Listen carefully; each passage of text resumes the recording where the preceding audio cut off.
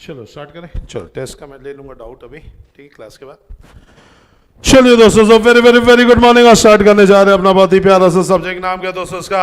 Audit. चलिए, तो audit के अंतर्गत दोस्तों अपन बातें कर रहे हैं हमारे बहुत ही प्यारे से कंसेप्ट की, that is known as what? Internal control. ठीक है, तो इंटरनल कंट्रोल नामक ये हमारा टॉपिक चल रहा था। और इंटरनल कंट्रोल में हमने पिछली क्लास में जो पढ़ा था वो क्या पढ़ा था? इंटरनल चेक के बारे में। क्या आपको याद है ऐसा कुछ अपन ने पढ़ा था बेटा? यस। चलिए, इंटरनल कंट्रोल में मैंने आपको एक होमवर्क दिया था, ऑब्जेक्टिव्स ऑफ इंटरनल कंट्रोल। क्या आपने पढ़ा है? क्या मैं आपसे पूछ सकता हूँ? चलो जल्दी से बताएंगे ऑब्जेक्टिव्स ऑफ इंटरनल कंट्रोल, बताएंगे। एक एक पॉइंट बताते जाएंगे। चलो, ओके। लॉस या वेस्टेज को क्या करता है बताइए? मिनिमाइज करता है। Very good. Next. Okay, work को सिंपल कर देता है। Very good. Okay, fraud and error को प्रिवेंट भी करता है और डिटेक्ट भी करता है। Very good. और ओके, एसेट्स जो हैं जिनका अनऑथराइज एक्सेस ना हो उसके लिए देखता है। Very good. और सारे ट्रांजैक्शंस क्या होने चाहिए? एप्रोप्रिएट अकाउंट में रिकॉर्ड होने चाहिए। Very good. चलो, ये सारी बातें थी, मुझे उम्मीद है आपको समझ में आया होगा। चलिए, अब जो अपन नेक्स्ट कंसेप्ट स्टार्ट करने जा रहे हैं दोस्तों, वो नेक्स्ट कंसेप्ट का नाम है इंटरनल ऑडिट। क्या नाम है बोलेंगे? Internal audit. इंटरनल ऑडिट ये वर्ड आपने शायद पहले भी सुन रखा होगा। जब मैंने आपको बेसिक्स पढ़ाया था तब मैंने आपको बताया था कि दो प्रकार के ऑडिटर होते हैं। एक होता है इंटरनल ऑडिटर और एक होता है एक्सटर्नल ऑडिटर। जो इंटरनल ऑडिटर होता है वो क्या करता है बताइए दोस्तों? उसका मेन काम होता है भाई CAS, याद आ रहा है? Completeness and accuracy of accounting record, adherence to management policy and safeguarding of assets. ये मेन काम होता है किसका? इंटरनल ऑडिटर का। तो इंटरनल ऑडिटर जो होता है भाई वो ये मेन काम को करता है। इसके बाद अपन ने समझा था कि भाई ये जो इंटरनल ऑडिटर्स होते हैं, ये इंटरनल ऑडिटर किसके बंदे होते हैं? मैनेजमेंट। ये आदमी किसका होता है बताइए दोस्तों? मैनेजमेंट का होता है। अब बड़ा सवाल ये होता है कि क्या हर ऑर्गेनाइजेशन में इंटरनल ऑडिटर होना अनिवार्य है क्या? तो वैसे लॉ ने सेक्शन 138 में बताया है कि कुछ कुछ कंपनीज को तो भाई इंटरनल ऑडिटर रखना ही पड़ेगा, बट कुछ कुछ कंपनीज के लिए उन्होंने मैंडेटरी नहीं किया है। फिर आपको लगता है कि होना चाहिए तो आप रखिए, आपको लगता है नहीं होना चाहिए मत रखिए। तो ऑब्वियस है, अगर अपन बात करें सेक्शन 138 की, तो सेक्शन 138 पढ़ने के लिए आपको थोड़ा सा नीचे आना पड़ेगा, पेज नंबर 81 पे। पेज नंबर 81 पे दिया हुआ है कि सेक्शन 138 बताता है कि भैया इंटरनल ऑडिटर किसको रखना है। तो पहला बोला गया लिस्टेड कंपनी। कौन सी कंपनी? हर लिस्टेड कंपनी के पास क्या होना चाहिए? Internal auditor. हर लिस्टेड कंपनी के पास क्या होना चाहिए बताइए? Internal auditor. नेक्स्ट बोला गया भैया अनलिस्टेड कंपनी। कौन सी कंपनी? अनलिस्टेड कंपनी, जिसमें DSLR, आर को अपन बोल सकते हैं TB, तो DSLT, DSLR सुना है ना, कैमरा होता है, वैसे DSLT हो गया है। वह D for deposit, S for share capital, L for loans and T for turnover. Revenue बोलो, टर्नओवर बोलो, टर्नओवर ज्यादा अच्छा है। तो अगर अपन बात करें दोस्तों तो भाई यहां पे DSLT के बारे में बात किया, that is deposits, share capital, loans, turnover. 25 into 2 50, into 2 100, into 2 200, 25 50 100 200। तो यहाँ पे इनके पास लिमिट आ गई है क्या? 25 deposit, share capital, loans, turnover 25 50 100 200।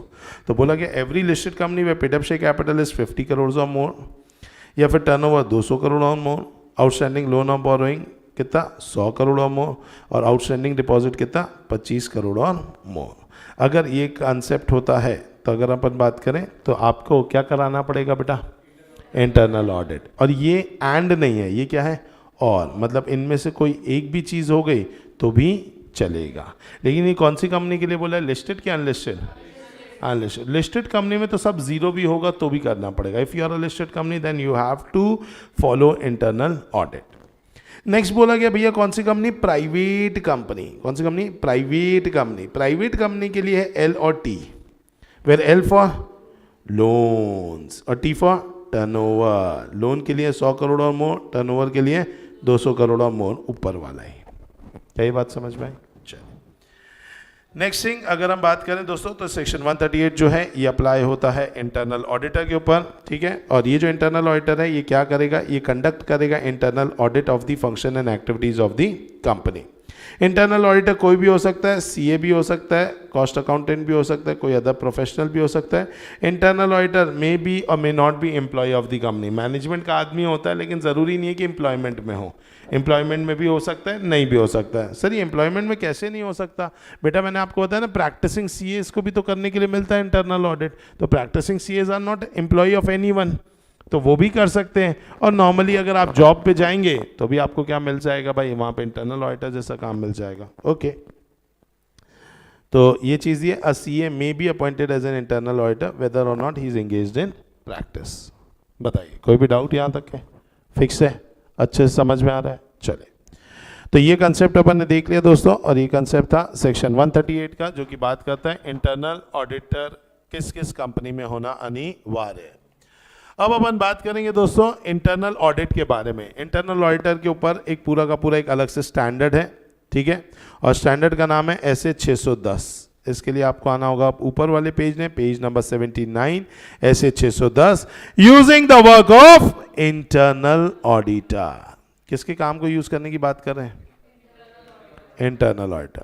और आपको पता है ये जो स्टैंडर्ड है ये इतना खतरनाक स्टैंडर्ड है जो ये बोलता है भाई कि तुम इंटरनल ऑडिटर के काम को यूज कर सकते हो, साथ ही साथ ये भी अलाउ करता है कि तुम चाहो तो ओसाइच को यूज कर सकते हो। ओसाइच को मतलब इंटरनल ऑडिटर को, एक होता है काम को यूज करना, एक होता है उसी को यूज करना। तो हम काम को तो यूज कर सकते हैं, तो बड़ा नॉर्मल बात है, ठीक है, इंटरनल ऑडिटर है उसके काम को यूज कर लेंगे, चलेगा। लेकिन इंटरनल ऑडिटर एक्चुअली में है किसका बंदा? मैनेजमेंट का। हम उसी के बंदे को उठा करके बोलेंगे हमारे लिए काम कर। यह अधिकार हमें कौन दे रहा है? ऐसे 610। क्या दे रहा है? ऐसे 610। तो ऐसे 610 में आपको दो चीजें देखने के लिए मिलेगी। एक चीज मिलेगी इंटरनल ऑडिट फंक्शन से रिलेटेड, और एक दिखेगी डायरेक्ट असिस्टेंस। जहां इंटरनल ऑडिट फंक्शन लिखा है मतलब उसके काम को यूज करना, और डायरेक्ट असिस्टेंस लिखा है मतलब ओसाइच को यूज कर डालना। अरे आया कि नहीं आया? पक्का अच्छे से।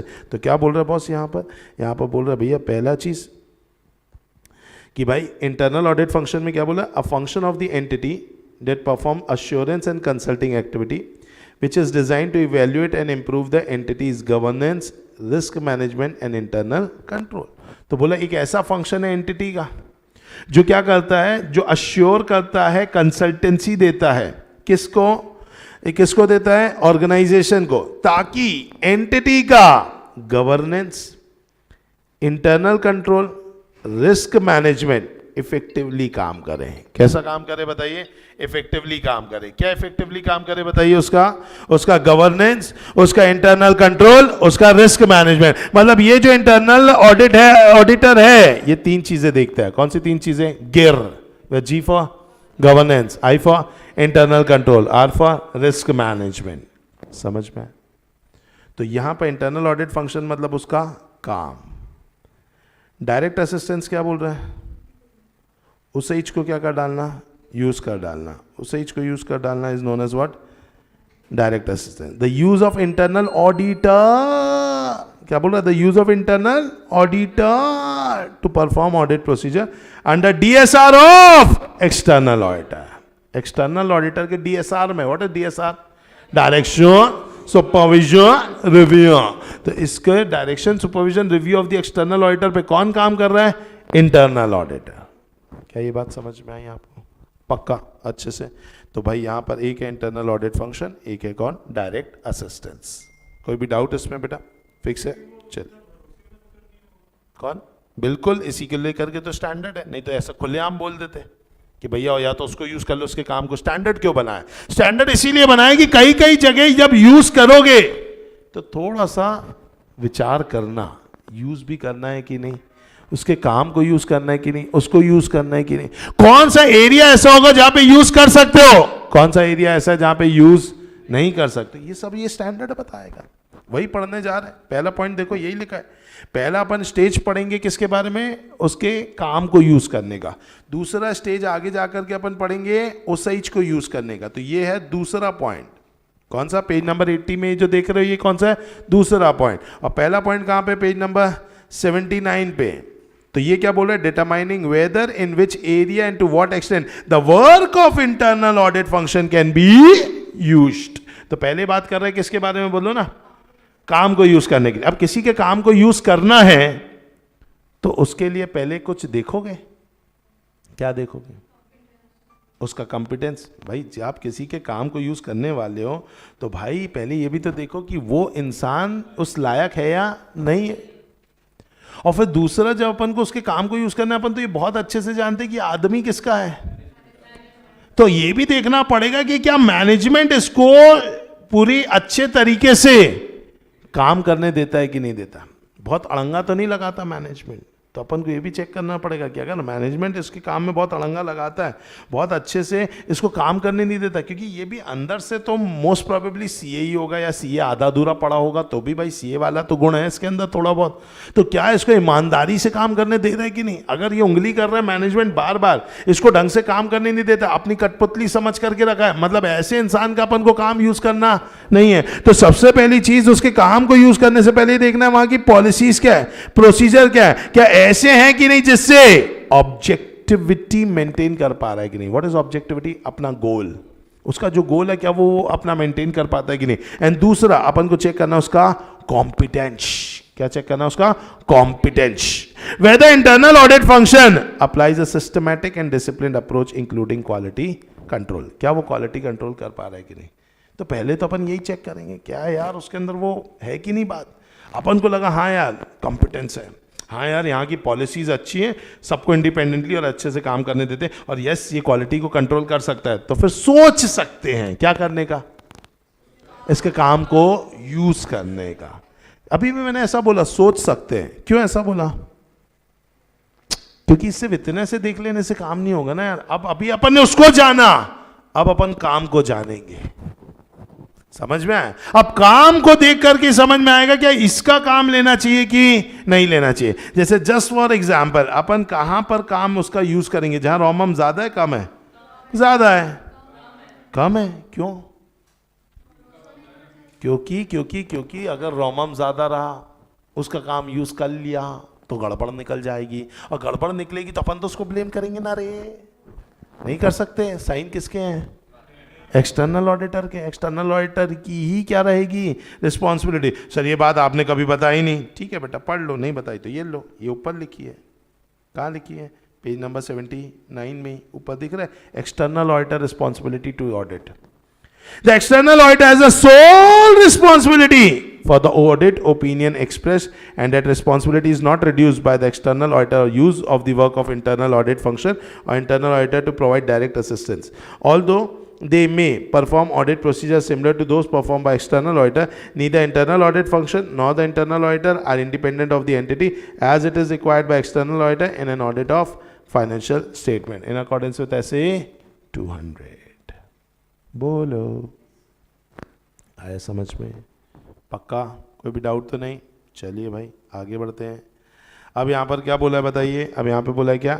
Determining nature and extent of the work of internal audit function that can be use. तो सबसे पहले अपन को ये देखना पड़ेगा भैया कि इसके काम को यूज करना है कि नहीं। तो इसके काम को यूज करने से पहले तो क्या जानो? उसको जानो। जान लिया भैया, अब जानो काम को। अब जानो किसको? काम को।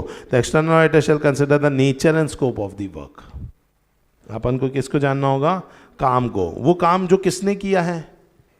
internal auditor that has been performed by internal audit function and its relevance to external auditor overall strategy.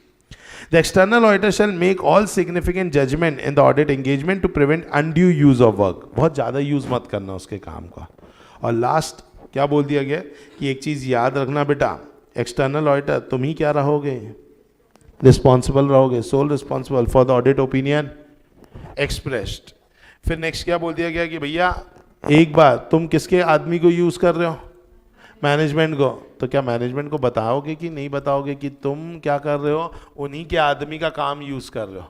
क्योंकि अगर मैनेजमेंट को ही नहीं बताओगे, मैनेजमेंट कल के दिन तुमको सुना देगा, बोलेगा भाई तेरे को भी पैसा इसीलिए दिया था ताकि तू काम कर, तूने तो पता चला इसी के ही काम को क्या करना चालू कर दिया, यूज करना चालू कर दिया, भाई ये तो बहुत ही गड़बड़ कर दिया है। तो इसके लिए एक बार अपन को क्या करना पड़ेगा, उनसे वार्तालाप करना पड़ेगा। और वार्तालाप जब अपन करते हैं बेटा, तो वो जो वार्तालाप होती है उस वार्तालाप को हम बोलते हैं भाई क्या, डेट इज ऐसे 260 के हिसाब से कम्युनिकेशन करना पड़ेगा। तो कम्युनिकेट करेंगे how the external auditor has plan to use the work of the internal audit function. बताइए, देखिए मैनेजमेंट तो मना भी कर सकता है, लेकिन अपन फिर एक बार पूछेंगे मैनेजमेंट भाई क्यों मना कर रहा है, क्या तकलीफ हो गई है। तो अपन एक बार पहले बात करेंगे, डिस्कस करेंगे, डिस्कस करने पर समझ में आया कि नहीं, या मैनेजमेंट जो बोल रहा है वो कारण सही है या कुछ और कारण है, तो कल के दिन अपन ही रिस्पॉन्सिबल होने वाले हैं। तो इसीलिए अपन एक बार उस चीज़ को देख लेंगे। समझ में आया? चल ओके, मैनेजमेंट से भी बात हो गई, सब कुछ हो गया, सब प्लान कर लिया, काम तो यूज़ करना ही है। अब थोड़ा और अंदर गहराई पे जाएंगे। इट्स लाइक ना कि आपने सीए करने का सोच लिया है, कोचिंग में नाटक क्लासेस में इंक्वायरी वगैरह भी कर लिया है, अब क्या करना है, एडमिशन भी तो लेना है बेटा।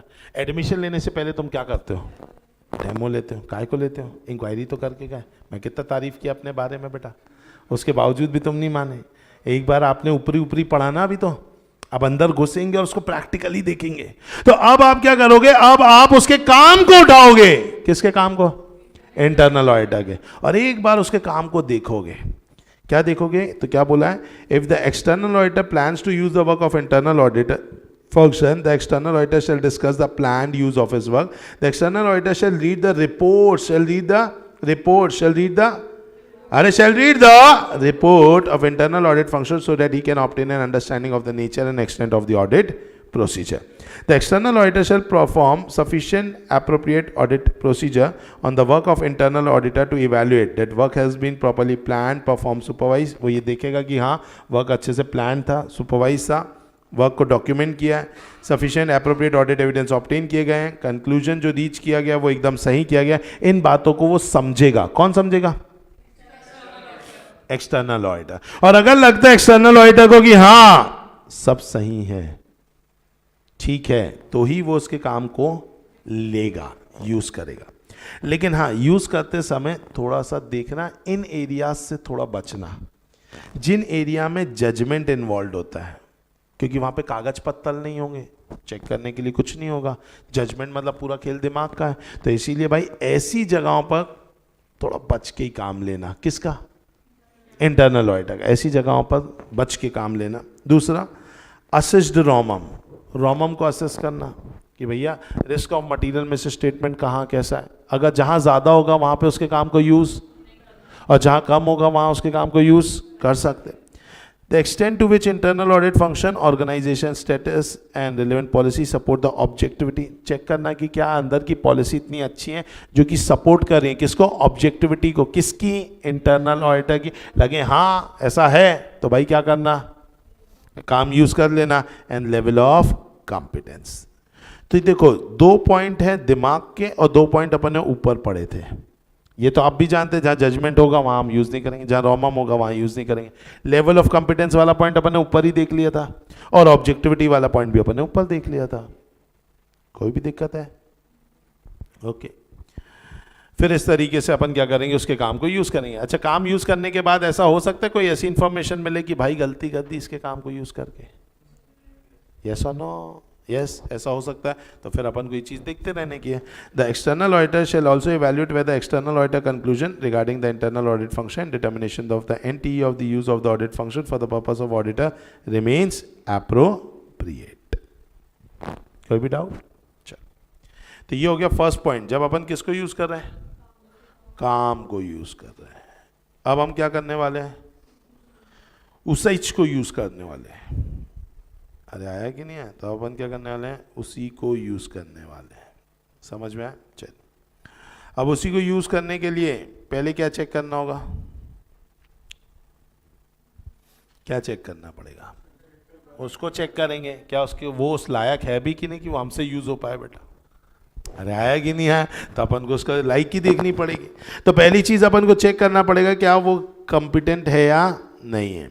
और अगेन अपन को देखना पड़ेगा कि क्या उसकी ऑब्जेक्टिविटी में कोई थ्रेट तो नहीं है। मतलब कहीं वो ऐसा कुछ तो नहीं है कि वो हमारे साथ काम करेगा तो अच्छे से काम नहीं करेगा, ऑब्जेक्टिव होकर के काम नहीं। It's a non serious chap है यार, ऐसे आदमी को नहीं लेना। भले ही कॉम्पिटेंट है, कोई डॉक्टर होता है ना, बहुत अच्छा डॉक्टर है, लेकिन प्रॉब्लम क्या, वो डॉक्टरी को सीरियसली ले ही नहीं रहा है। बहुत अच्छा डॉक्टर है, करने को बहुत कुछ कर सकता है, लेकिन कर ही नहीं रहा। एग्जाम्पल अपन अगर बात करें तो कोई भी ऐसा हो सकता है, या मूवी देखी होगी बेटा कबीर सिंह, कबीर खान है क्या, कबीर सिंह क्या नाम था, कबीर सिंह था, हाँ। तो उसमें भाई अच्छा खासा डॉक्टर है, ठीक है भाई, लेकिन वो सीरियसली नहीं ले रहा है, पी पा करके बेटा ऑपरेशन कर रहा है, यस और नो। तो ऑन दैट बेसिस अगर देखा जाए तो कॉम्पिटेंट है, डिग्री है, सब कुछ होगा, लेकिन वो ढंग से काम नहीं कर रहा है, ऐसा इंसान भी हमारे काम का नहीं है। Getting my point? पक्का? चल नेक्स्ट। अब अपन को लग रहा है नहीं नहीं ढंग का है, ठीक है, सही है, कोई ऑब्जेक्टिविटी में इशू नहीं है, उसमें भी इशू नहीं है, अपन उसको ले सकते हैं, ठीक है भाई। जब उसको ले रहे हैं तब अपन को कुछ चीज़ों का ध्यान रखना पड़ेगा। जैसे कि पहली चीज़ अपन ये देखेंगे कि रोमम जहाँ पे ज़्यादा होगा वहाँ पर उसको नहीं लेंगे। अच्छा, जो काम उसने खुद ने ही किया होगा वो काम के केस में उसको लेंगे कि नहीं लेंगे? जो काम उसने खुद ने ही किया होगा, सेल्फ रिव्यू थ्रेट आ जाएगा, याद आ रहा है आपको? यस। अच्छा, इसके अलावा अपन देखेंगे कि भैया अगर ऑब्जेक्टिविटी और लेवल ऑफ कॉम्पिटेंस देखेंगे, अगर वो नहीं है तो भी अपन उसके काम को नहीं लेंगे।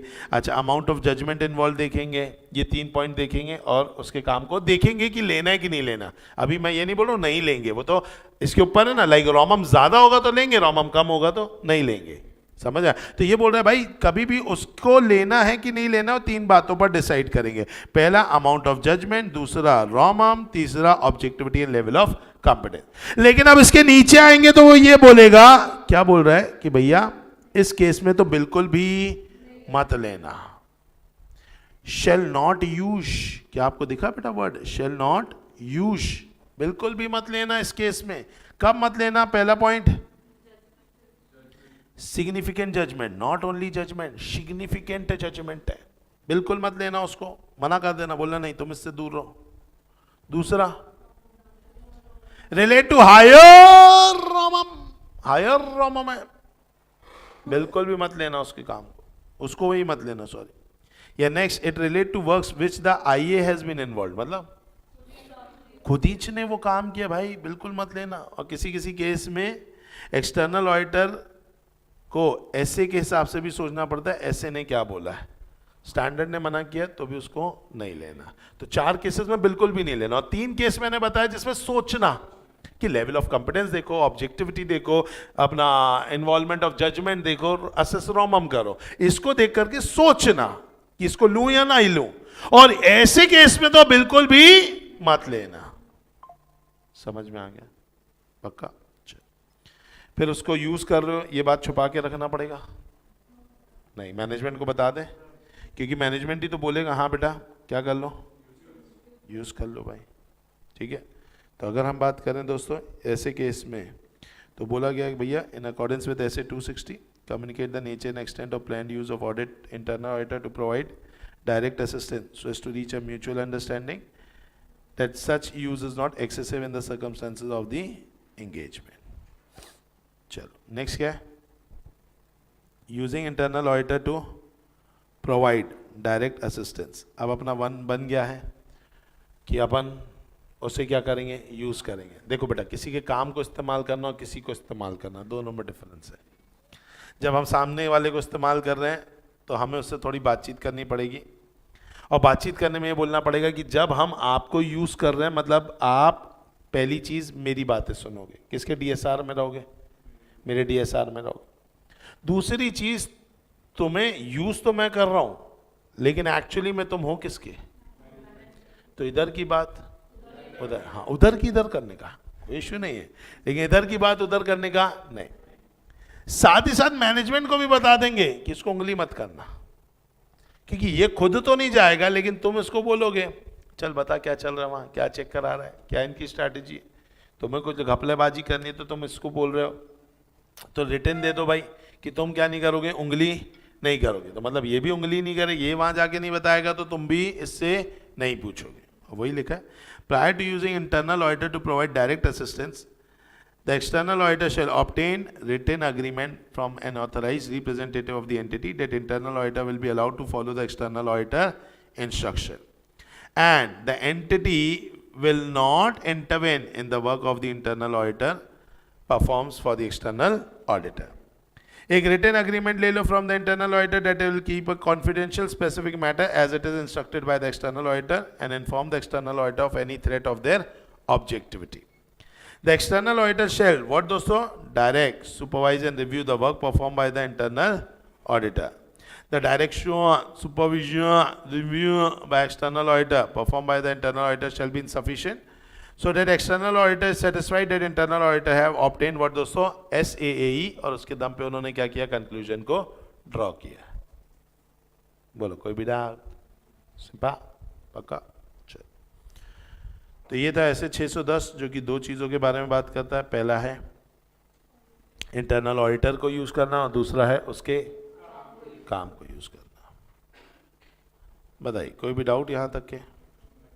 फिक्स है अच्छे से? चल तो यहां तक की अपनी चीजें हो गई दोस्तों. अब जब अपन नेक्स्ट कंसेप्ट पर आ रहे हैं, बहुत ध्यान से समझेंगे इस कंसेप्ट को, बहुत ही ज्यादा इंपॉर्टेंट कंसेप्ट है. ठीक है, रूह कांप जाएगी बेटा, ऐसा कंसेप्ट है. ठीक है, तो बहुत ही ज्यादा ध्यान से पढ़ेंगे. और जिस नेक्स्ट कंसेप्ट की ओर अपन जा रहे हैं बेटा, उसका नाम है ऑडिट रिस्क. क्या नाम है बेटा? Audit risk. What do you mean by risk? खतरा. किस चीज का खतरा?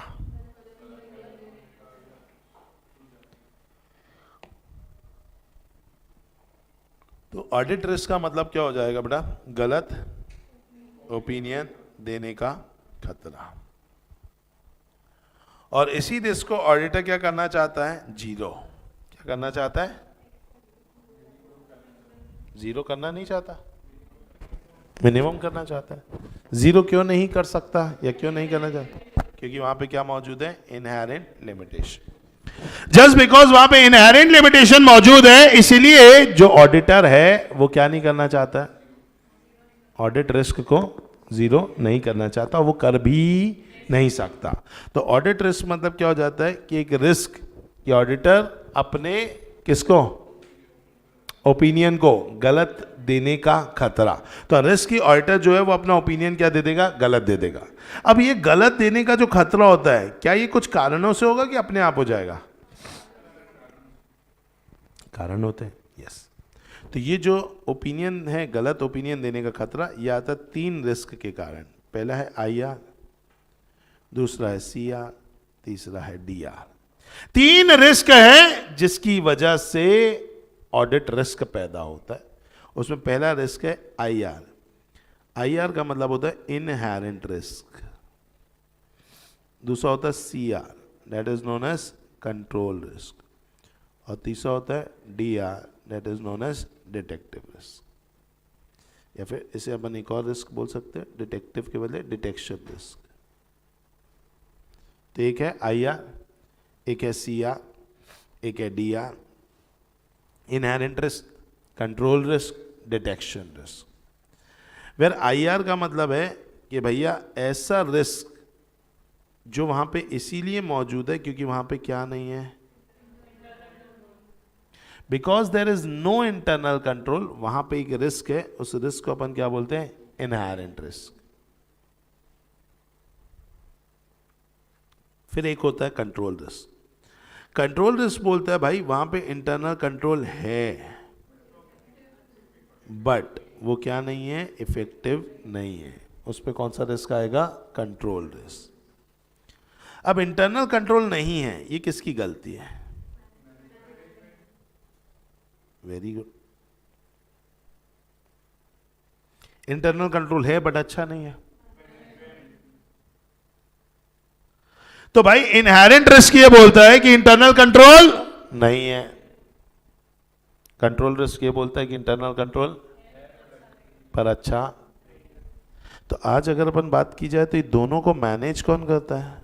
मैनेजमेंट. कौन करता है? मैनेजमेंट. डिटेक्शन रिस्क एक ऐसा रिस्क होता है जो रिस्क, ध्यान से समझेंगे, डिटेक्शन रिस्क एक ऐसा रिस्क होता है जो रिस्क ऑडिटर के कारण होता है. मतलब ये वाला रिस्क किसके कारण था? मैनेजमेंट. ये किसके कारण होगा? ऑडिटर. ये ऑडिटर के कारण रिस्क होता है, इसका मतलब है ये रिस्क ऐसा रिस्क है जो नाम से ही समझ में आ रहा है कि कितनी भी कोशिश करोगे डिटेक्ट करने की, लेकिन डिटेक्ट नहीं कर पाओगे। जितनी कोशिश करना चाहो किसकी, डिटेक्ट करने की, लेकिन तुम डिटेक्ट नहीं कर पाओगे। इसे अपन क्या बोलते हैं, डिटेक्शन रिस्क। क्या बोलते हैं, डिटेक्शन रिस्क। तो इनहेरेंट रिस्क मतलब इंटरनल कंट्रोल नहीं है, कंट्रोल रिस्क मतलब कंट्रोल है लेकिन इफेक्टिव नहीं है, और डिटेक्शन रिस्क मतलब ऐसा रिस्क जो कि ये बोलता है कि भैया तुम रिस्क को या फिर मिस स्टेटमेंट को ढूंढ नहीं पाओगे, चाहे कितना भी अच्छा क्या लगाने की कोशिश करो, मिस स्टेटमेंट को बचाने के लिए प्रोसीजर लगाने की कोशिश करो, तो भाई तुम डिटेक्ट नहीं कर पाओगे। तो अभी डिटेक्ट करना या नहीं करना, या प्रोसीजर लगाना या नहीं लगाना, ये किसका काम है? तो ये किसके ऊपर आ जाता है, ऑडिटर के ऊपर। मतलब अगर AR की बात की जाए तो AR into CR into DR is equal to what दोस्तों, AR। अब अगर मैं ये बोलता हूं कि IR बड़ा है, CR बड़ा है, तो DR भी बड़ा ही होगा। इनहेरेंट रिस्क है, कंट्रोल रिस्क है, तो तुम मिस स्टेटमेंट को ढूंढ ना पाओ, उस बात का रिस्क भी तो ज्यादा ही होगा, क्योंकि मिस स्टेटमेंट बहुत होंगे ना यार, क्योंकि IR भी है वहां पे, CR भी है, तो चांसेस है कि DR होगा, मतलब तुम मिस स्टेटमेंट को नहीं पता कर पाओगे, क्योंकि वहां पे मिस स्टेटमेंट है लेकिन तुम ढूंढ नहीं पाओगे, इसके चांसेस हैं। सर ऐसे कैसे? अरे होता है बेटा। तो ऑब्वियस सी बात है, IR बड़ा है, CR बड़ा है, और अगर तुम्हें अब DR भी बड़ा होगा, जैसे इसको मैं ऐसा बोलूं कि कोर्स हमारा टफ है, कोर्स हमारा वास्ट है, तो ऑब्वियस है कि यहां पर चांसेस है कि आपका फेल होने का गुंजाइश भी ज्यादा है। यस, लेकिन हमें फेल होना नहीं है, तो उसके लिए हमें क्या करना होगा, मेहनत करनी होगी। यही यहां पर किसको बोल रहे हैं, ऑडिटर को, कि भैया तेरा IR बड़ा है, CR बड़ा है, तो DR भी बड़ा होगा, तुम्हें DR को कम करना पड़ेगा, क्योंकि ये तुम मैनेज करते हो, तो तुम्हें DR को क्या करना होगा, कम करना होगा, क्योंकि अगर IR बढ़ेगा, DR बढ़ेगा और CR बढ़ेगा तो AR भी बढ़ेगा, और तुम्हारा मेन ऑब्जेक्टिव क्या है, AR को कम करना। तुम इसका कुछ नहीं कर सकते, इसका कुछ नहीं कर सकते, तुम्हारे हाथ में तो सिर्फ क्या है, DR। तो तुम क्या करो, DR को इतना कम करो कि AR भी कम हो जाए। समझ में आया कि नहीं आया? पक्का, अच्छे से। तो ये एक कंसेप्ट है, और ये कंसेप्ट ही हमारा पूरा केस के बारे में बात करता है, ऑडिट रिस्क के बारे में। तो ऑडिट रिस्क के लिए सबसे पहले मैं आपको एक टेबल दिखाना चाहूँगा, पेज नंबर 85 पे आएंगे। पहले समरी पढ़ेंगे, फिर मेन कंसेप्ट पढ़ेंगे। समरी में पढ़ो, IR दिया है, CR दिया है, DR दिया है, जल्दी से पढ़ो क्या क्या लिखा है।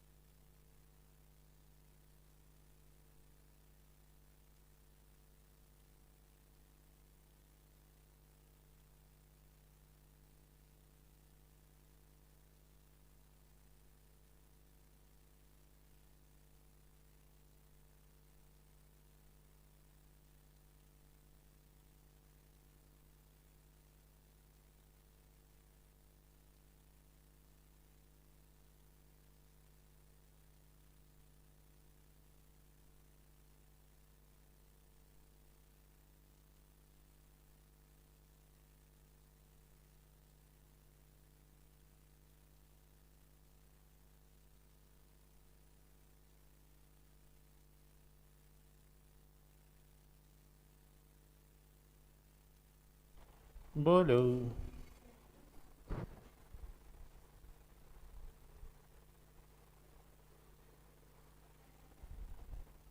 क्या पूरा पढ़ लिया क्या? क्या लास्ट का डीआर वाला समझ में आया? क्या बोल रहा है? क्या होना चाहिए?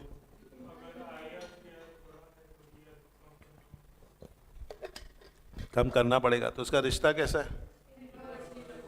इनवर्सली प्रोपोर्शनेट है। समझ में? अब इसी चीज को एग्जाम्पल से समझाई गई है यहाँ पे, इसको भी पढ़ेंगे। क्या दिख रहा है इलस्ट्रेशन? उसमें आई आर दिया, सी आर दिया, डी आर दिया, पढ़ेंगे।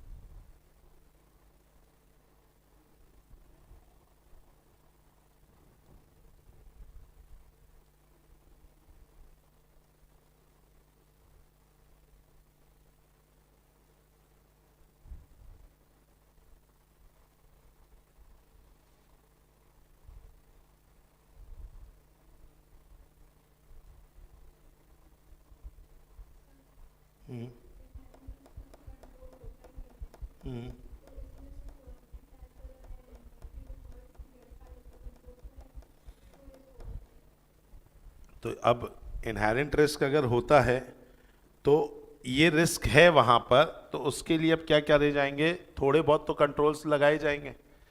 स्टार्टिंग में रिस्क नहीं, सॉरी कंट्रोल नहीं है, तो ये क्या? Inherent risk. अब अगर आप ये समझो कि पूरी एंटिटी में पूरी ही जगह कंट्रोल नहीं हो, ऐसा तो एंटिटी नहीं चल सकती ना।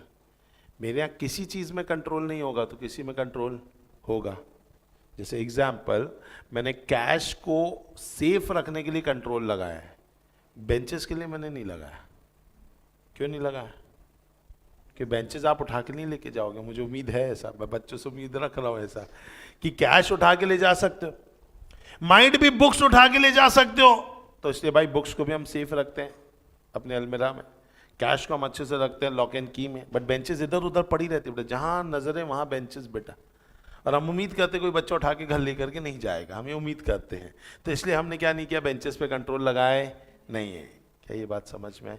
तो किसी जगह पर है, किसी जगह पर नहीं है। जिस पे नहीं है इनहेरेंट रिस्क, जिस पर है वो कंट्रोल रिस्क। अच्छा, कई बार इनहेरेंट रिस्क पर रिएक्ट करके ही तो कंट्रोल बनाए जाते हैं। मुझे अगर लगा यार नहीं कुछ तो भी गड़बड़ जा रहा है यार, इस पर मैंने कंट्रोल लगाया ही नहीं था। जैसे मेरे स्क्रैप, मेरे प्रिंटिंग पेपर इतने निकलते रहते थे, मैं ऐसा फेंक देता था कि ठीक है भैया वेस्ट हो गया, चलो अलग करो, इधर रख दो। पता चला वो स्क्रैप ही बहुत एसेंशियल हो गया। वो स्क्रैप के नाम पे पता चला कि भाई वो स्क्रैप बेच बेच करके भी पैसा आता है, और वो उस पर मैं ध्यान नहीं देता हूँ। तो वो पता चला अपना पीछे से बिकता जा रहा है और मैं ध्यान नहीं दे रहा हूँ। बाद में मेरे को पता चला तो मैंने उस पर क्या लगाया? कंट्रोल। और मैंने अपने एक एम्प्लॉय को बोला भाई तेरे को देखते रहना है कि तू स्क्रैप भाई जो भी निकलेगा अच्छे से रखना, इसको अपन बेचेंगे। तो खुद ही बेचना चालू कर दिया उसने। तो मैंने कंट्रोल लगाया लेकिन इफेक्टिव नहीं है। समझ में? तो कंट्रोल रिस्क आ गया। तो इनहेरेंट रिस्क पर मैं रिएक्ट करता हूं, कंट्रोल लगाता हूं। कंट्रोल अच्छा नहीं हुआ तो कौन सा रिस्क पैदा हो जाता है? Control risk. वही चीज यहां पर है। क्या ये बात समझ में? पक्का? चलो अब इन्हीं चीजों को अपन और डीपली अंदर घुस के पढ़ने वाले हैं। सबसे पहला रिस्क कौन सा है? Inherent risk. Inherent is the susceptibility of an assertion about a class of transaction, account balance or disclosure to a misstatement that could be material either individually or when in aggregate with other misstatement before consideration of any related control. आपने control नहीं लगाया, इस कारण से account balance, transaction या disclosure में क्या है? मिस स्टेटमेंट है, ईदर इंडिविजुअली और in aggregate.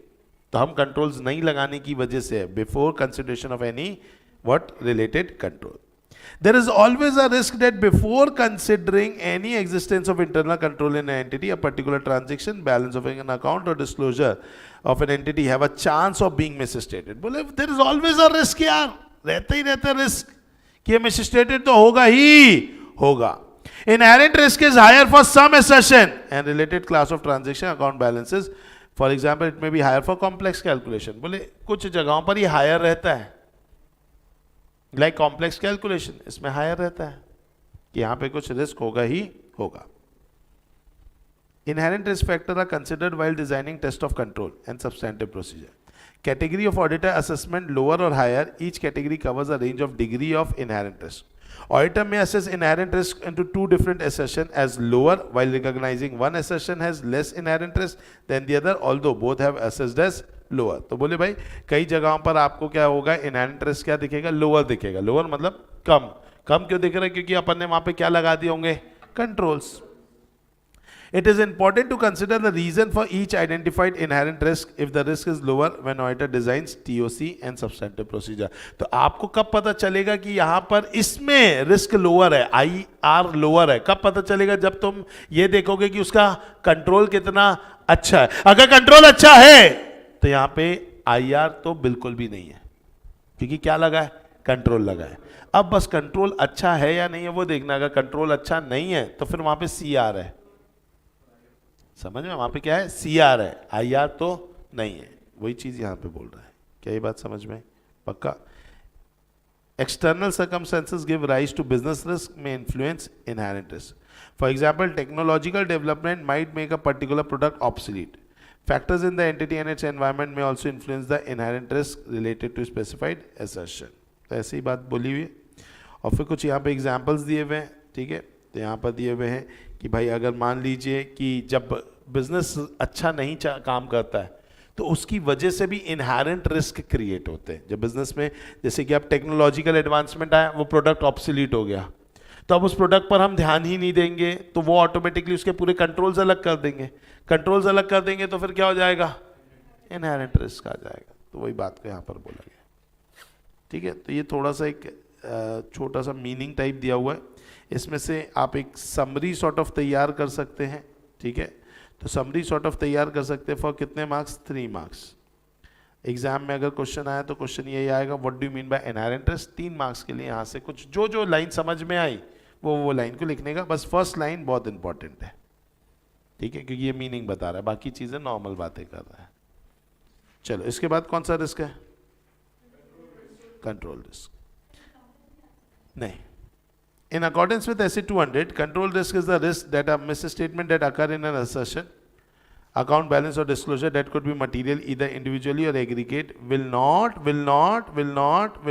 be prevented, detected, corrected on a timely basis by entity internal control system. कि भाई वो जो इंडिविजुअल या एग्रीगेट में अकाउंट बैलेंस है, ट्रांजैक्शन है, डिस्क्लोजर है, उसमें होने वाला मिस स्टेटमेंट प्रिवेंट नहीं होगा, डिटेक्ट नहीं होगा, करेक्ट नहीं होगा. कब, टाइमली बेसिस पर. हाँ, बाद में हो जाएगा, बात का क्या करूंगा भाई, तो उसी समय ही होना चाहिए ना. तो मतलब मैंने कंट्रोल लगाया है लेकिन उसी समय डिटेक्ट नहीं हो रहा, मतलब क्या हो रहा है कि भाई वो मेरा कंट्रोल ढंग से काम नहीं कर रहा है. Control risk is a risk that internal control existing and operating in entity would not be efficient enough to stop from happening or find and rectify appropriate time any material misstatement relating to transaction, balance of account or disclosure required to be made in a financial statement. Therefore, in a way, it can be said that there is an existence of inverse relationship between the, ये मेरे को समझाओ ना, between the control risk and efficiency of internal control. ये नहीं समझ में आया.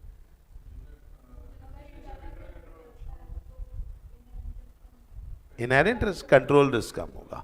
ये इनका कैसा रिश्ता है, इनवर्स रिश्ता. When efficiency of internal control of an entity is high, the control risk is low. बोले अगर अच्छा इंटरनल कंट्रोल सिस्टम है तो कंट्रोल रिस्क लो होगा. सिंपल. एग्जाम्पल दिया हुआ है यहाँ पे, पढ़ो एक बार फर्स्ट वाला, ये तो समझ में आ जाएगा.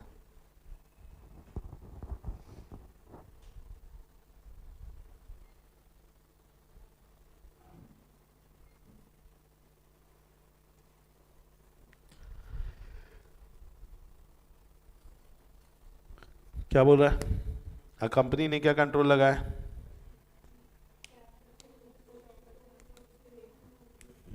चेक और कैश बुक को अपन क्या करेंगे, तो अपन ने क्या लगाया, कंट्रोल लगाया. अब इसमें क्या रिस्क है, रख ही नहीं रहे, समझ में? अगर ये काम नहीं हो रहा है तो डेट मीन्स क्या है, वहां पे कंट्रोल रिस्क है। तो इनहेरेंट रिस्क था, वो चोरी हो सकता था, हमने कंट्रोल लगाया, ड्रॉर बना दिया, लॉक एंड की दे दिया, एम्प्लॉय को बोला भैया तेरे को लॉक एंड की में रखना है, लेकिन वो लॉक एंड की में रखता नहीं है, वो ड्रॉर में रखता है तो चाबी वही रख देता है। बीच में कर रहे थे हमारे एम्प्लॉयज ऐसे ही, वहीं पर ही नेहा मैम वहीं लॉक करती थी, वहीं ऊपर चाबी रख देते। क्या यूज है? एक चीज मुझे बता, क्यों इतनी मेहनत करना लॉक इन की करने का? और बीच में एक एम्प्लॉय एक हो भी गया, हमारे साथ हादसा भी हो गया जहाँ पे बर्गलरी हो गई हमारे केस में। एक न्यू एम्प्लॉय रखा था, वो तो बाद में कैमरे लगाए, कैमरा काहे के लिए लगाए? वही तो देखने के लिए। तो फिर उस दिन हुआ ऐसा, 5000 रुपीज इधर उधर हो गए।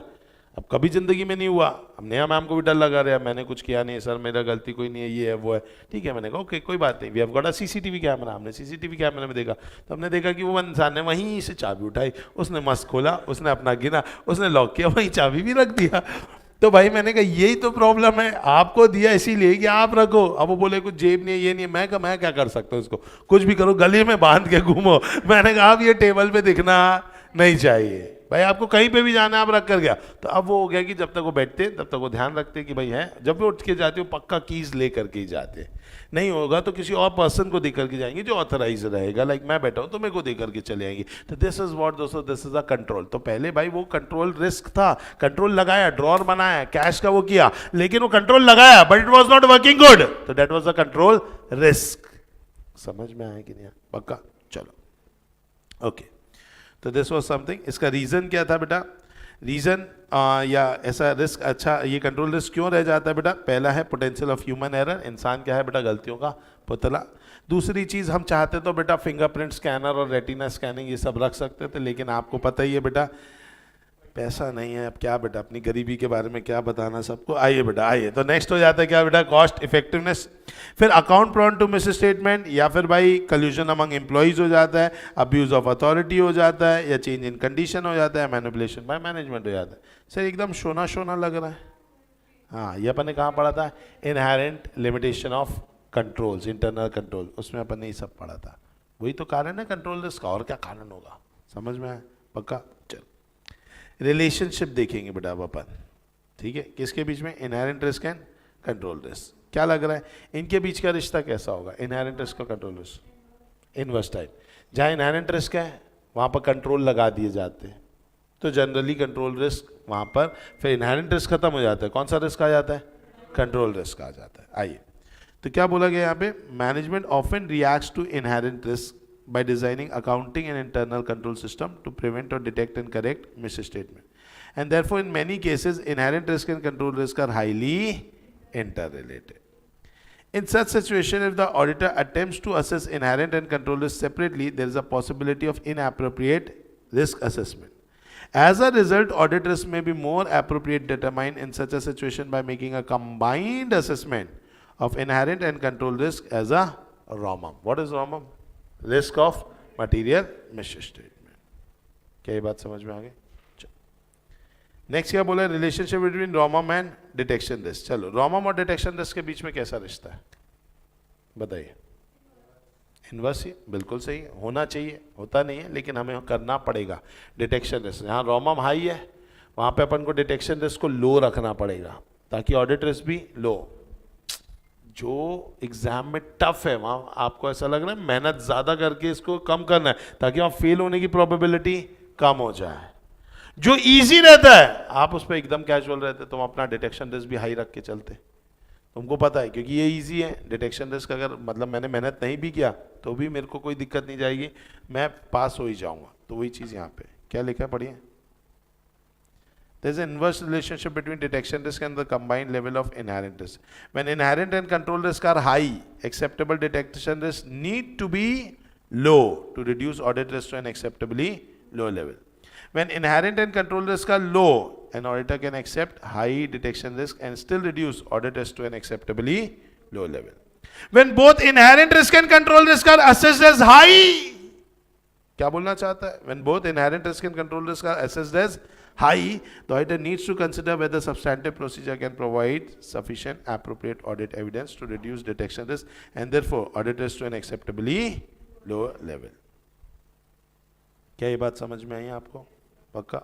चल, When auditor determines that detection risk regarding a financial statement assertion for a material account balance or class transaction cannot be reduced to an acceptably low level, लग रहा है कि हम reduce नहीं कर पाएंगे, तो auditor should express qualified और disclaimer, भाई नहीं कर पा रहे ना, क्यों नहीं कर पा रहे, क्योंकि हमें क्या नहीं मिल रहा, क्या नहीं मिल रहा, एविडेंस, एविडेंस नहीं मिल रहा, इसलिए मैं रिस्क को कम नहीं कर पा रहा भाई, मैं डिटेक्ट ही नहीं कर पा रहा हूँ क्योंकि एविडेंस नहीं है, ठीक है, क्वालिफाइड दे देंगे, या फिर क्या दे देंगे, disclaimer.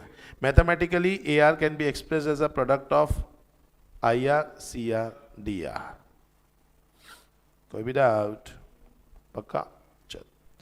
The auditor should make a combined assessment of IR and CR. This is because management generally react to IR situation by designing suitable internal control to prevent and detect a material misstatement. For a detection risk, it is a risk that substantive procedure performed by the auditor fails to detect material misstatement.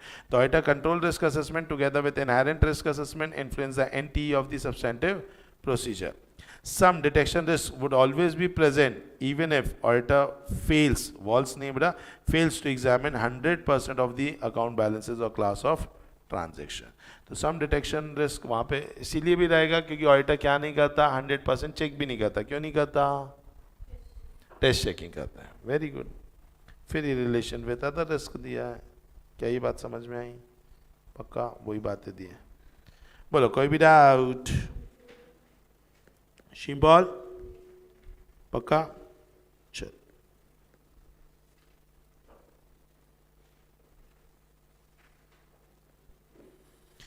तो यहाँ पर अपन ने बातें कर ली दोस्तों किसके बारे में? डेट इज रिस्क के बारे में. एक बार देख लो पूरा का पूरा और कहीं पर ये डायग्राम बना लो बेटा,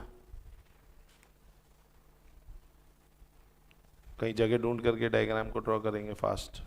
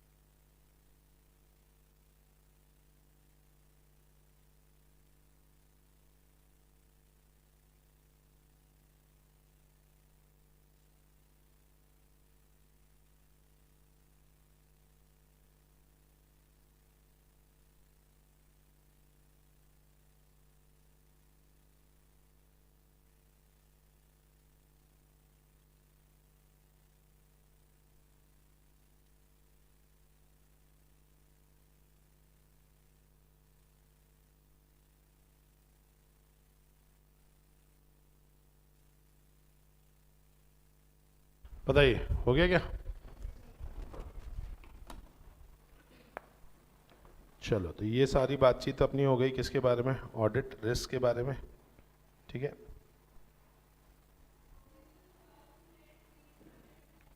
mark this as homework and important. ROMM क्या होता है, what is meant by statement, आपको ये याद करना है।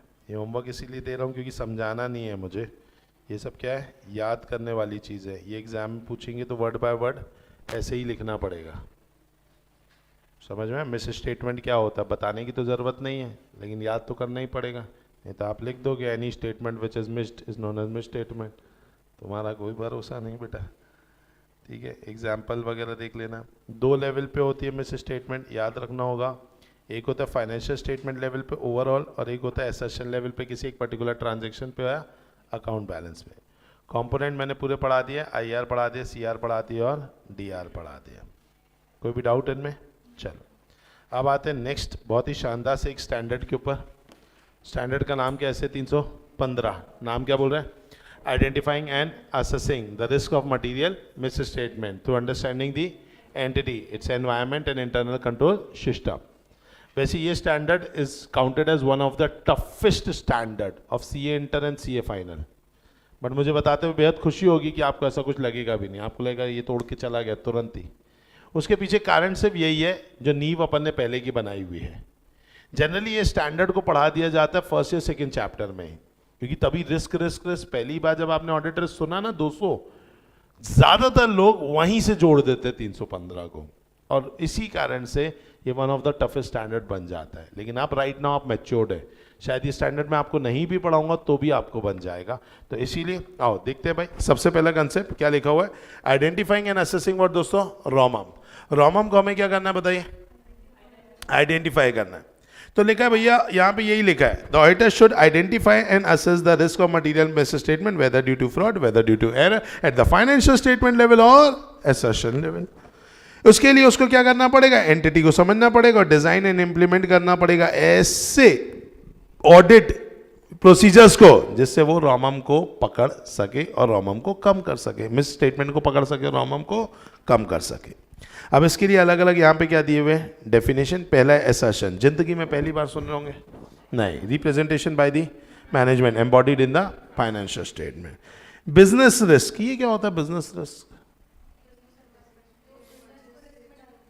Very good. एक ऐसा कोई तो भी रिस्क जो बिजनेस के ऑब्जेक्टिव को अचीव करने में दिक्कत करते हैं, जैसे एक नया कॉम्पिटिटर का आना, बिजनेस रिस्क। कोविड का आना, बिजनेस रिस्क। सप्लायर का माल ना देना, बिजनेस रिस्क। सर ये तो थोड़ा स्ट्रैटेजिक मैनेजमेंट वाला फील दे रहा है। हाँ, ये वही है। A risk resulting from significant condition, event, circumstances that could adversely affect the entity to achieve its objective. फिर एक है रैप।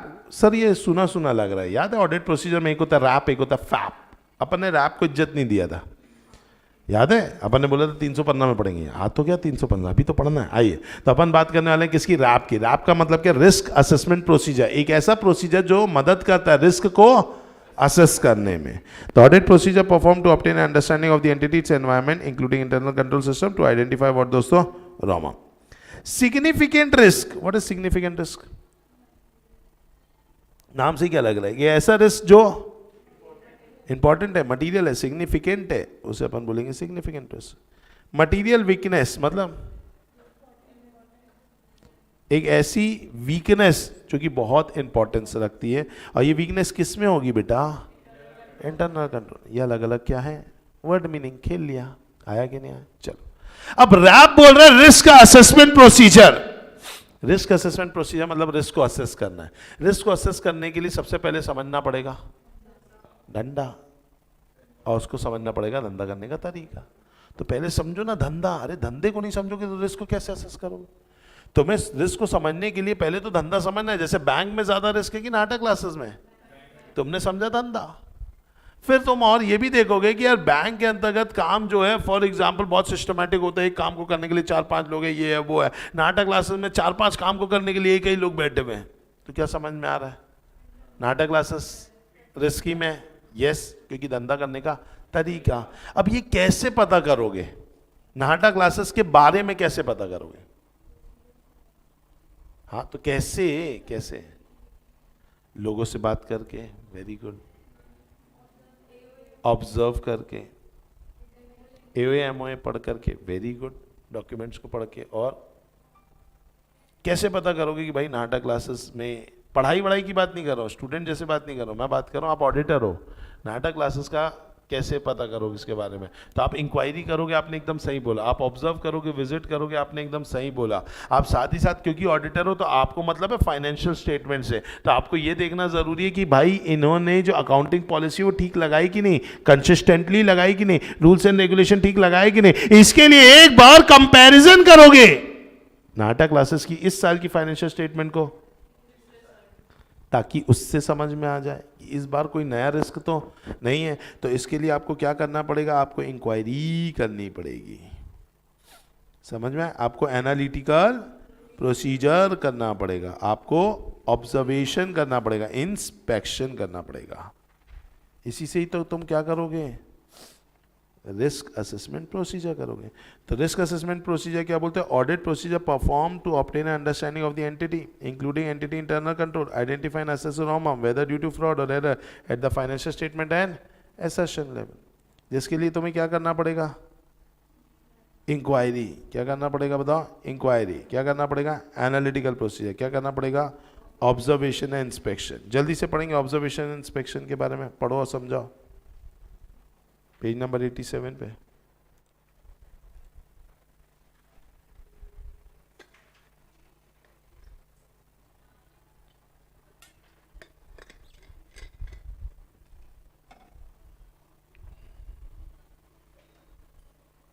बताओ,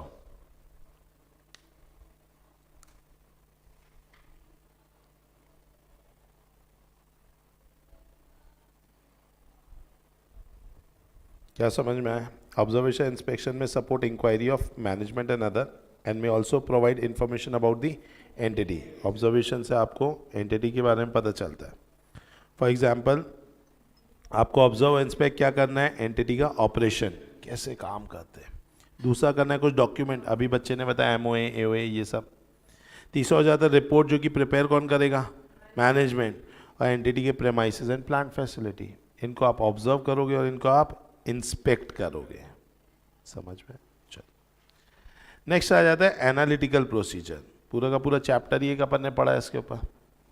analytical procedure performed as a risk assessment procedure may identify aspects of the entity of which auditor was unaware and may assist in assessing what दोस्तों, ROMM to provide a basis for designing and implementing responses to assessed risk.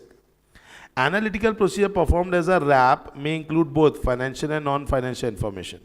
For example, relationship between what दोस्तों, sales and square footage of selling or volume of goods sold. आज अगर मैं बोलूं कि मेरे पास इतना सही कमरा है और इसके अंदर मैं 2000 बच्चे को पढ़ाता हूं, क्या हो सकता है पॉसिबल? नहीं। लेकिन मैं बोलता हूँ पूरी प्रेमाइसेस के अंतर्गत मैं साल भर में 1000 बच्चे पढ़ाता हूँ, क्या पॉसिबल है? यस। तो ऑब्वियस सी बात है भाई, अपन को देखना पड़ेगा रिलेशनशिप, ये इसी समझ में आएगा। समझ में आ रहा है? Okay. Analytical procedure helps to identify the existence of unusual transaction trends that may indicate that have an impact on audit implication. क्या ये अपन ने देखा था, GPR NPR, इनका अपन को समझ में आता है। GPR 19, 19.2, 20.8, 72, गड़बड़ है ना कुछ यहाँ पर? Yes. Unusual or unexpected relationship that are identified may assist the auditor in identifying ROMM, whether due to fraud or error. However, when such analytical procedure use data aggregated at a high level, the result of those analytical procedure will provide a broad initial indication about whether a material misstatement may exist.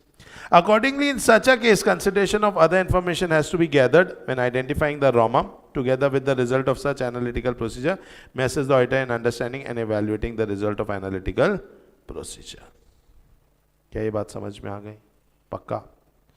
Last point क्या दिया है, वो है inquiry करना है। किससे?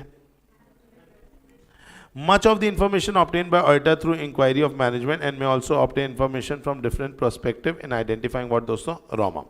अब जैसे कि अगर आप मैनेजमेंट से बात करोगे, आप अलग अलग लोगों से जो इंटरनल टू द ऑर्गेनाइजेशन है, जैसे आप पहले बात करोगे TCWG से, TCWG से बात करके तुमको क्या पता चलेगा? तुम्हें पता चलेगा माहौल, क्योंकि माहौल कौन सेट करता है? TCWG। तो वो एनवायरनमेंट सेट करने का काम टीसीडब्ल्यूजी का। तो टीसीडब्ल्यूजी से अपन को ये समझ में आएगा कि एनवायरनमेंट क्या है जिसमें फाइनेंशियल स्टेटमेंट को बनाया जा रहा है।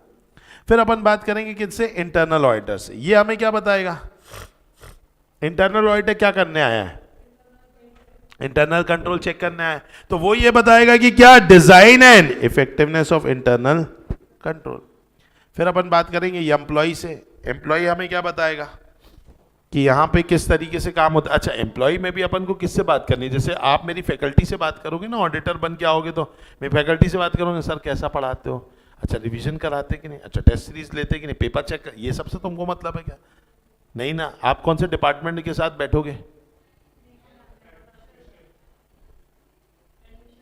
नहीं, काय के लिए एडमिशन के साथ बैठना, अकाउंटिंग डिपार्टमेंट, आपको मतलब है अकाउंटिंग डिपार्टमेंट से। तो आप अकाउंटिंग डिपार्टमेंट के साथ बैठोगे ना, आप ऑडिटर हो यार, आप मेरा धंधा थोड़ी ना स्ट्रैटेजिक मेकर हो गए मेरे, नहीं ना, आप तो ऑडिट करने आए हो। फाइनेंशियल स्टेटमेंट से मतलब है, फाइनेंशियल स्टेटमेंट किससे बनाया, अकाउंटिंग डिपार्टमेंट, उनके साथ बैठोगे, उनसे बोलोगे भैया हाँ बताओ अगर ऐसा कुछ अनयूजुअल ट्रांजैक्शन हो जाता है कैसे करते हो उसको डील। सोचो एक बच्चा आपके यहाँ पर आया, आपके यहाँ पे एडमिशन लिया, फिर बोल रहा है नहीं नहीं नहीं नहीं मुझे ना एक काम करो, सीए मुझे टफ लगने लग गया, मुझे सीएस में डाल दो। तो सीएस में अब आपकी फ़ीस अलग है, सीए की फ़ीस अलग है। अब आप उसे कैसे डील करते हो कि सीए की फ़ीस ज़्यादा है, सीएस की फ़ीस ज़्यादा है, तो क्या रिफंड दे देते हो कि उसको फिर ये बोलते हो कि चलो सीएस का उतने में एडजस्ट हो गया, बाकी का हम कहाँ एडजस्ट करेंगे, अलग सीएस एग्जीक्यूटिव में एडजस्ट करेंगे। फिर वो फेल हो गया तो क्या करते, कॉम्प्लेक्स ट्रांजेक्शन है ना। जैसे मैं आपको बताता हूँ एक और, ठीक है, जैसे for example I don't own a school but yes I am in a partnership with one school, ठीक है। तो वो मेरा पार्टनरशिप है, नागपुर में एक स्कूल है, ठीक है, छोटा सा प्राइमरी स्कूल है, किड्जी, ठीक है। अभी मेरा किड्जी वालों के साथ लफड़ा चल रहा है, ठीक है। अब उन्होंने क्या किया, उन्होंने 2020 में 21 में हमें क्या भेजी, बहुत सारी किट्स भेजी, ठीक है। किट्स क्या की, बच्चों की, हम किट्स खरीदते हैं उनसे। उनका सिस्टम फंडा है, उनका सिंपल फंडा ये है, आप बच्चों से जो फीस लेना है लो, हमारी एक किट आती है, वो किट ही हमारे लिए रॉयल्टी है। तो जैसे अगर मैंने फीस रखी है फॉर एग्जांपल 25,000 रुपये, ठीक है, KG1 की, तो उसमें 11,000 रुपये की किट आती है, ठीक है भाई। तो हमने क्या किया, वो किट हमने खरीदी, 11,000 हम देते हैं, बाकी अब 25,000 माइनस 11,000 जो 14,000 है, उसी में हमारा खेल है, वही हमारा प्रॉफिट है, वही फैकल्टी की फीस है, वही हमारा क्या है, उसकी फीस है। क्या ये बात समझ में आई? चलो आइए, तो अगर अपन बात करें दोस्तों, तो कहीं ना कहीं क्या है भाई, वो पर्टिकुलरली उनका क्या है, ये वर्किंग होता है, ठीक है। अब क्या होता है ये फॉर एग्जाम्पल, अब उनके साथ मेरा वर्किंग ये चल रहा है, उनका प्रॉब्लम ये आ रहा है, उन्होंने 2020-21 में किट ही, अब NEP आ गया, न्यू नेशनल एजुकेशन पॉलिसी आ गया, उन्होंने उठा करके किट्स पूरी चेंज कर दी और एक नया कंसेप्ट निकाला, पेंटामाइन। पेंटामाइन किट्स, अब वो बोले भैया ये नई किट्स आएंगी पेंटामाइन। मैं बोला साहब मेरी पुरानी किट्स भी रखी हुई है, और अब आप अचानक से बोल रहे हो पेंटामाइन। अभी तक के स्कूल का कंसेप्ट तो यही है, हम तो ज्यादा किट ऑर्डर कर देते थे, चलो इस साल नहीं अगले साल पढ़ा दे। KG1 KG2 में कौन सा करिकुलम चेंज होता है, उसको कलर ही बताना ना, ऑरेंज ऑरेंज ही रहेगा, रेड रेड ही रहेगा, ट्राइंगल ट्राइंगल ही रहेगा। अब साला सीए थोड़ी ना कि तुम पूरा चेंज कर दोगे। तो बोले साहब नहीं, अब तो हम बच्चे को एक नया लेवल पे पढ़ाएंगे, NEP पढ़ाएंगे, नेशनल एजुकेशन पॉलिसी के हिसाब से।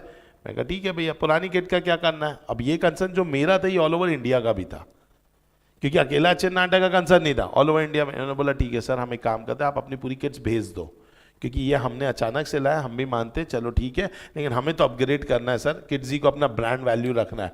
मैं कहा ठीक है भाई, भेज दी किट। मैं कहा पैसे का कैसा क्या है।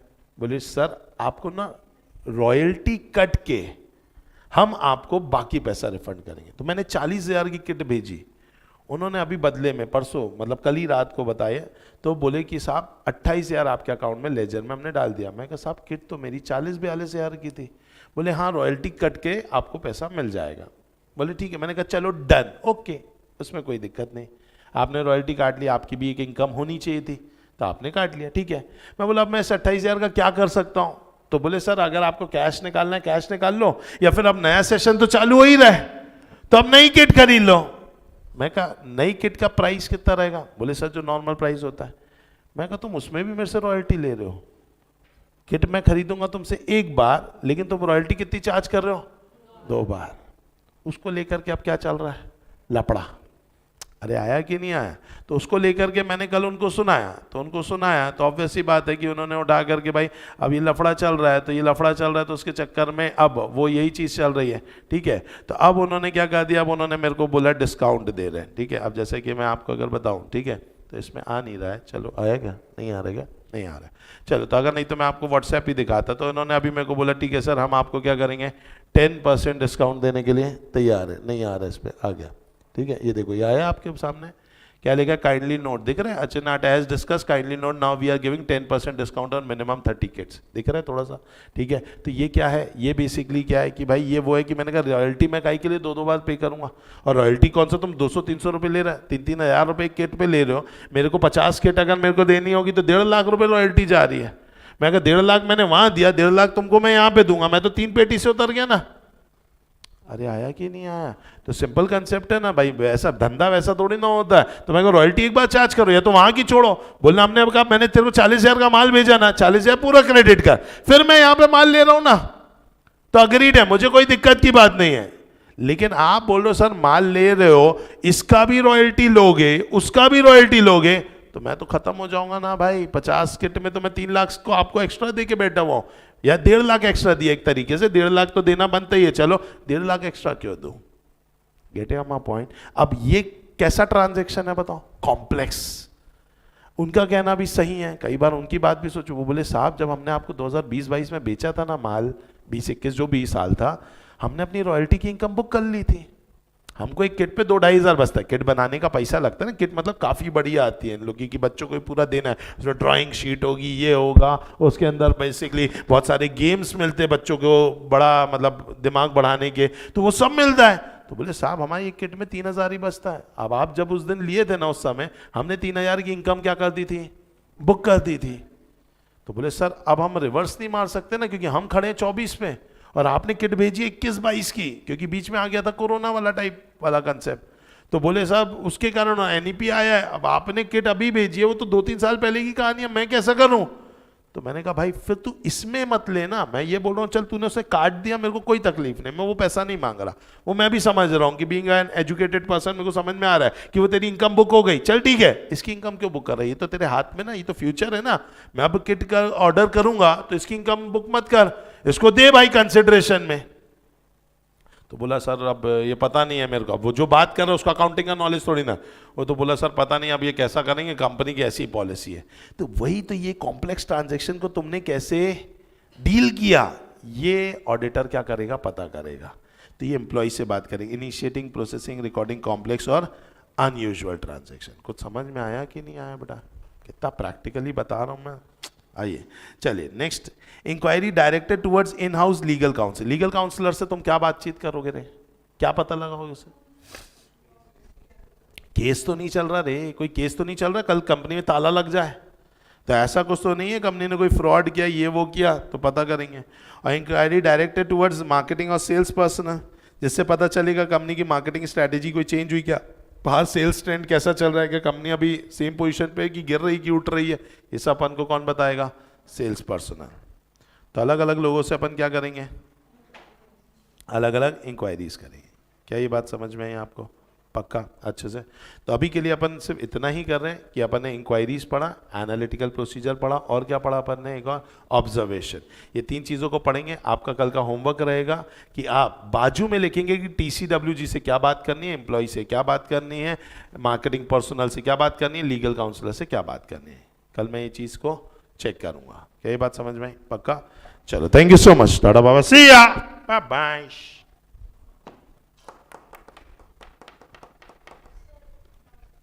हाँ बोलिए। ओके तो वैसे टेस्ट का आंसर शीट वैसे अभी पोस्ट हो जाएगा, फिर भी पूछना हो तो पूछ भी सकते हैं, वो आंसर शीट देखने के बाद पूछेंगे तो आप ज़्यादा अच्छा रेलिवेंटली पूछ लेंगे, ठीक है।